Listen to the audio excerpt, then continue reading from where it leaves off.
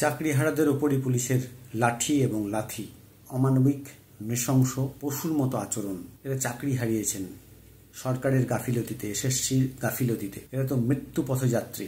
এদের উপরই নেমে আসছে অমানসিক নির্যাতন। আমরা বিগত আন্দোলনগুলিতে একই কাজ দেখেছি, পুলিশের অত্যাচার। এই আন্দোলনকারীদের নিজেদের দাবি, ন্যায্য দাবি জানানোর যে প্রক্রিয়া, সেই প্রক্রিয়ার উপর একটা সরকারি আক্রমণ, একটা প্রতিরোধ। হয়তো সরকারের টনক নড়ে সেইবারে একটু হয়তো বুঝেছে। রাজ্য পুলিশের এডিজি আইন শৃঙ্খলা জাভেদ শামীম সমস্ত জেলার পুলিশ সুপারকে নির্দেশ পাঠিয়েছেন, যদি এরকম ধরনের জেলায় জেলায় আন্দোলন হয়, বিক্ষোভ হয়, তাদের নিজেদের দাবি যদি জানাতে আসে, চাকরিহারাদের উপর যেন কোনো পুলিশ নির্যাতন না হয়, কোনো লাঠিচার্জ না হয়, তাদের কথা শুনতে বলেছেন তিনি।